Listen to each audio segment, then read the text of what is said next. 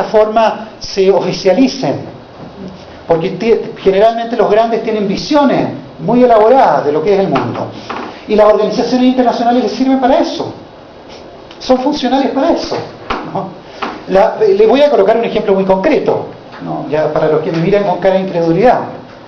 Las políticas económicas de libre comercio en el mundo son posibles en gran medida debido a que ha habido organizaciones internacionales que las han impulsado.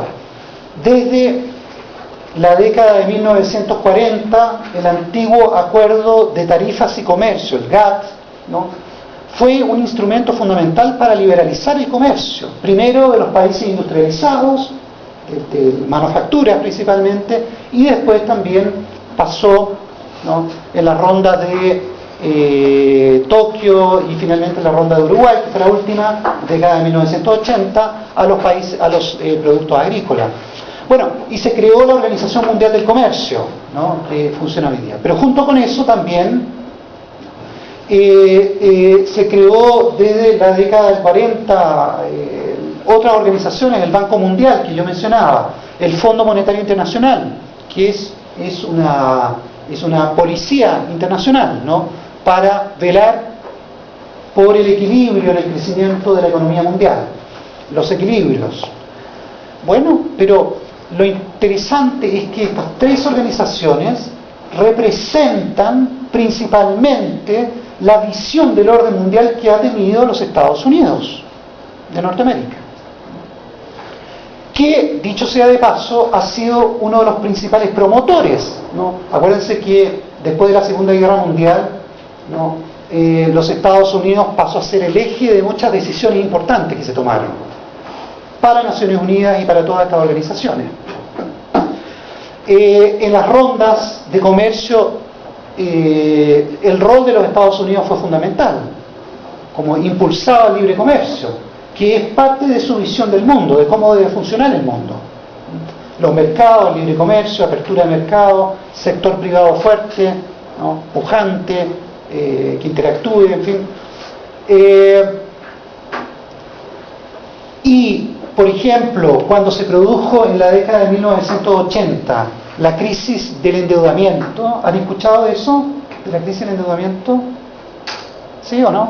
¿Eso habla? Crisis del endeudamiento, debt crisis, ¿sí? ¿Pero de cuál año?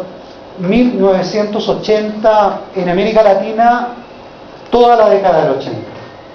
Algunos casos, algunos países salieron antes, otros después, pero toda la década del 80 afectó a América Latina. Bueno, la crisis del endeudamiento era un problema mundial muy grave, en el cual estaban involucrados todos los actores, y era muy difícil de salir adelante porque había una recesión parecida a la que estamos viviendo ahora, peor incluso que la que estamos viviendo ahora. Chile, por ejemplo, llegó a tener tasa de desempleo superior al 25%, para ilustrarles un poquitito de lo que estamos hablando, o sea, el doble de lo grave de lo que estamos viendo ahora, que esto es muy grave, pero eso fue muy grave. En ese contexto, ¿dónde estuvo la salida de la crisis? Gobierno de los Estados Unidos, Plan Brady, Plan Baker, ¿no?, para salir de la crisis, Banco Mundial, ¿no?, Banco Mundial y Fondo Monetario Internacional, que diagnosticaban que los países de América Latina y todos los países endeudados tenían problemas estructurales, que había que desarrollar reformas estructurales, ¿no?, las llamadas y conocidas reformas de primera generación del consenso de Washington, ¿no?, de 1990 pasó a ser un consenso esto. ¿Cuáles eran las reformas? Libre comercio, abrir mercados, privatizar, todo lo que se ha entendido, se ha englobado con el término de políticas neoliberales de la década de los 80. Eso expresaba el deseo y la voluntad o la idea de cómo debía ser la arquitectura mundial de los gobiernos de los Estados Unidos, que tenían, por cierto, mucho peso en el Banco Mundial, representación me refiero, en el Banco Mundial, en el Fondo Monetario Internacional, en las Naciones Unidas, etcétera, etcétera.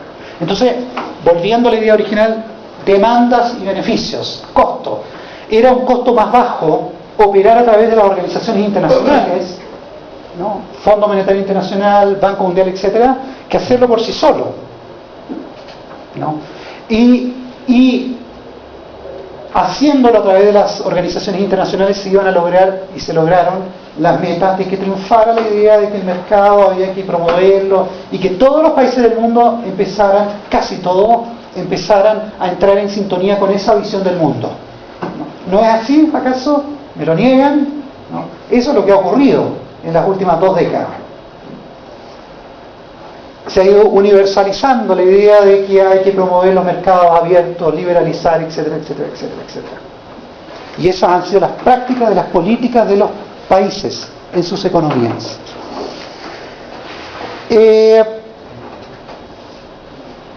¿Qué otro interés tiene el Estado desde el punto de vista de la demanda del Estado?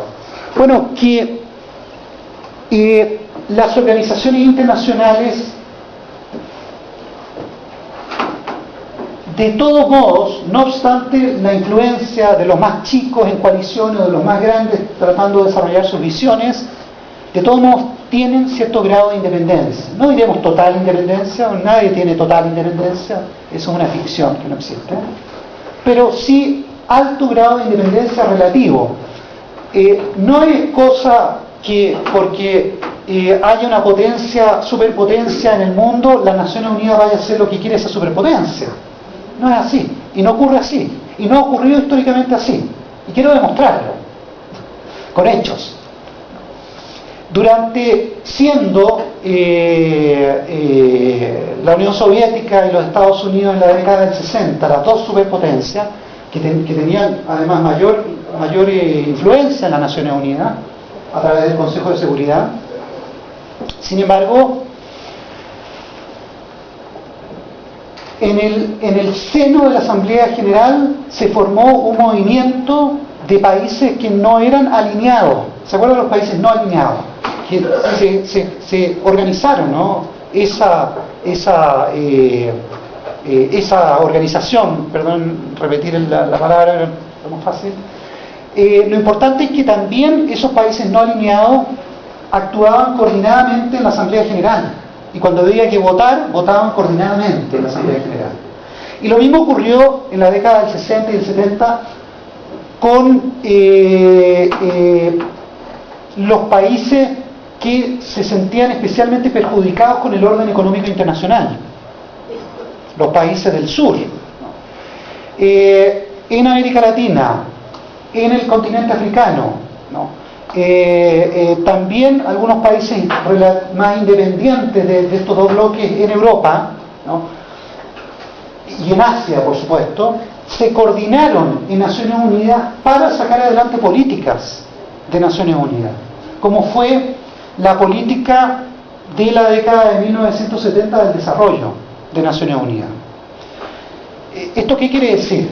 En términos muy concretos, que estos países, los delegados de estos países más bien, al momento en que había que votar, se ponían de acuerdo para votar, con el objeto de apoyar ciertas resoluciones que iban en la dirección de las metas de las políticas exteriores de sus países. Un énfasis para todos estos países de los cuales estoy hablando, grupo de los no alineados con los países que enfatizaban más el tema del desarrollo, que al final pasaron a ser una coalición, era el tema del desarrollo. O sea, cómo superar el problema de la pobreza, tema número 1, ¿no? Cómo hacer que la